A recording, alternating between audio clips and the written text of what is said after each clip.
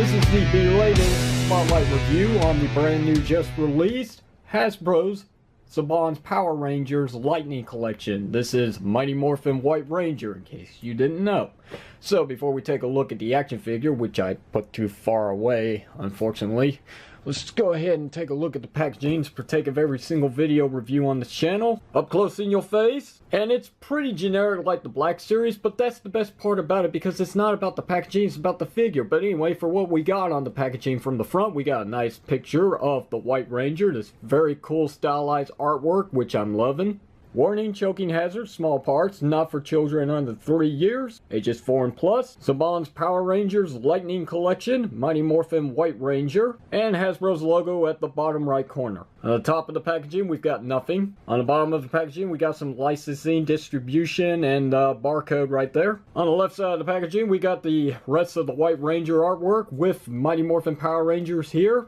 And on this side of the packaging, we've just got the White Ranger again. And on the back of the packaging, we got the prototype image of the White Ranger in his computerized format. And down below all that, we've got the logo for Hasbro and just some licensing and so on. And that's going to do it for the packaging, so let's go ahead and remove this so we can take a look at the figure. Once I can finally reach him. There we go. And so here is the White Ranger in all of his glory. At long last, we can take a look at a very nice figure that isn't broken straight out of the packaging. And the first thing I want to take a good look at is that head sculpt. The helmet is phenomenal, or should I say more phenomenal.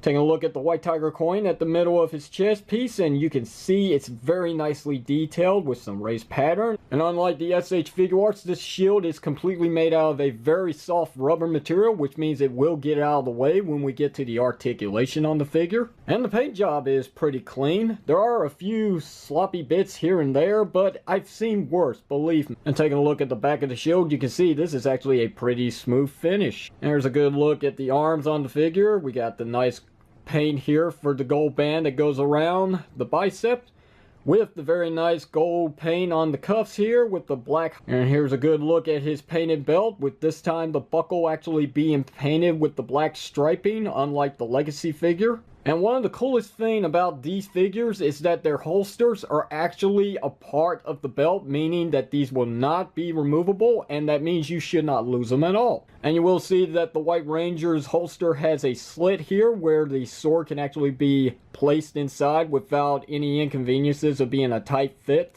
And taking a look at the lower section of the figure, and this is where all those wrinkle details really come into play here, as you can see them. And I know some people have complained that there's too many wrinkles on the figure, but that's what makes it look very accurate to the actual suit counterpart from the show. And a good spot will also be at the elbows here, as you can see all that wrinkle detail there, but that would make sense as you go about bending your arms if you were wearing the suit. And of course I will admit that if you have the arms straight down, it does look kind of awkward with all those wrinkles. And going back to the lower section of the figure, you can see that the cuffs around the boots are actually painted pretty good, with that nice metallic gold as well, with the black striping. And check out the boots and look at all the wrinkle detail on them as well as we got those brace pieces here that keep the boots from getting like smushed. So they didn't skip a beat when it actually comes to all the details that were replicated from the actual suit counterpart. I mean, this looks really good. And in my opinion, this is much more proportionate than the actual SH Figure Art figure that I used to own. Alright, so let's go into the articulation on these figures, and this is just on par with Marvel Legends, and then some actually, because we do have a ball joint for the head, and a hinge joint for up and down movement at the neck. And yes, if you want to, you can pull off a little bit of some inquisitive posing with the White Ranger. Now here is the place to be forewarned about the figure. While we do have that lovely butterfly joint, which all the Ranger figures will apparently have, which is pretty nice, the fact that these hinges here at the shoulders are essentially tight means you might want to hold this down if you want to keep this arm in place. If not, you might actually break it from the bicep. There's a swivel cut at the shoulder to allow a complete 360 rotation without the shield getting in the way because of this nice soft rubber material. The bicep does have a rotation as well, even though it kind of moves with the butterfly joint, only because this is kind of tight. Then we got double jointed elbows, a swivel cut at the wrist, which also has a hinge joint for inward and outward movement, a ball joint at the upper torso. The figure sports an ab crunch, so you can get that much going forward and that much going back, which means he snapped his spine. Nothing at the waist, but the ball joint at the top here does make up for that. And then the legs are on ball joints, so you get this much kicking forward.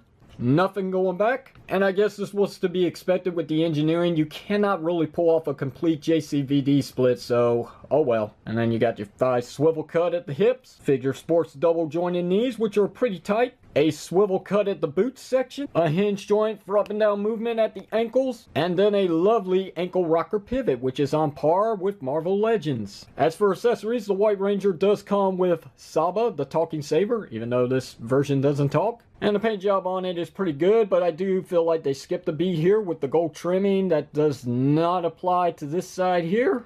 And the eyes are not painted on Saba, as you can see. But unlike the prototype figure, the gold coin is actually painted on both the front and the back, depending on which side you call the front and what side's the back to you. And then the blade is painted in a nice silver with some very lovely detail, as you can spot out. And overall, on the budget of $20, this is a nice piece. Just what exactly happened here? So let's go ahead and put Saba in the White Ranger's hand, which may be a little bit of a challenge at first. The White Ranger also comes with two alternate hands, one for the right and one for the left. Now originally this chopping hand was actually how the figure was packaged, but I really don't like this when it's on the figure. And due to the fact with how long these pegs are, it is kind of worrying and might even cause some breakage over time. And just to show it off, because I can say I did, I'll go ahead and remove one of these hands very carefully, like so. And we'll go ahead and put back on the straight out of package hand here, like that. And I guess it looks okay on display, but inside the packaging, this kind of looked too big. But this hand really does nothing for me, as I prefer the more closed hand here, or one where he's actually able to hold a weapon. But depending on the thickness of these pegs, it can be a little bit of an issue getting them back in. But with a little bit of some twisting here, being very delicate, there we go, back in place. Another accessory the figure comes with is this very lovely blast effect here, which actually applies to the tip of the sword. But trying to find the place where it actually slots in on here because of all this detail, it's kind of like finding Waldo. There it is, right there. You can kind of see it right there where my thumbnail is. And just go ahead and slide that in there. Now this effect piece, I have no idea what it's supposed to be, but if I had to take a wild guess, this is probably where it's clashing against an enemy and sparks are flying, like in the show. And it does hold on there pretty good. I mean, that's got a tight grip to it. And just to take it off, just go ahead and slide it off like so and put it aside. And the last accessory the figure comes with is a very cool likeness to JDF. So yeah, this definitely looks like Jason David Frank, or should I say Tommy Oliver from back in season 2 of Mighty Morphin Power Rangers. He's got the very long ponytail here, which is kind of whipping in the wind, very nice. And this is where that face scanning technology is working pretty sweet. But if there's one thing to bother me about this head sculpt, it's that he doesn't have any eyelashes, so it kind of looks weird, kind of cartoony in a way. But from far away, you're not really going to notice it. And to switch out the head, it's just a simple ball joint, just pop that off. Take the other head, give it a little bit of a force here, maybe twist it just a little bit, there we go. And at first it looked like this head was kind of too small on the body, but after a while and realizing that this is a suit supposed to be over a person, yeah, it does actually make sense that the head would be small. The Ranger helmet is supposed to be way bigger in order for it to fit around Tommy's head anyway. And if you play around with the figure just a little bit, you can get him to actually hold his helmet on the side here as if he's getting ready to go into battle. But since he's not going into battle, let's just go ahead and put Saba away. As you can see, stores in there just fine. Alright, so I pushed the figure so far back we can do a really quick full-on scale comparisons with other 6-inch action figures from Hasbro, starting with your basic 6-inch Power Rangers Beast Morpher action figures, the Red Ranger, Blue Ranger, and Yellow Ranger, compared to the Lightning Collection White Ranger. Overwatch Ultimate 6-inch Farah and Mercy. Star Wars The Black Series 6-inch General Grievous. Here we have the 6-inch Build-A-Figure for Marvel Legends Thanos and Captain America from Avengers Endgame. I don't think any other toy company could have pulled off this effort here. Hasbro has done a more phenomenal job with the Lightning Collection. Outside of some inconveniences that happened to my earlier figures, things are going to be different here and there when it comes to what's going to be tight, what's going to be loose on your figure. Regardless though, it should not scare you away. That's not the idea. These are really cool figures. It is a nice approach into a more oriented for a collector side of Power Rangers merchandise. And I love these figures so far, regardless of what happened to my first few. It's something I could not say with the Power Rangers Legacy Collection. There's just no way I could love those figures. I could like them, and that was as far as I could go from the extent of my experience. With these figures, they give me proportionally everything I want. These figures have given me something that I never thought I'd actually get, and that's an alternate head sculpt of the actual actors within the suit, which is pretty cool.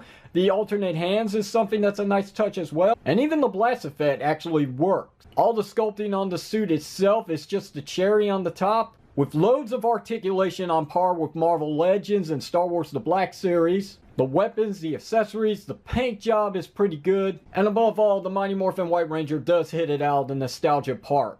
The Mighty Morphin White Ranger is one of my top 5 favorites out of the entire Power Rangers franchise, with Mighty Morphin Red being my number 1 and always will be. But aside from that bias point, I've got to be honest, I do recommend them. For 20 bucks, this is on par with SH Figure Arts, if not even better, especially when it's given the circumstances that these figures are not slimmed down versions or over muscular. They're right on point to what the actual actors look like in these suits from the show.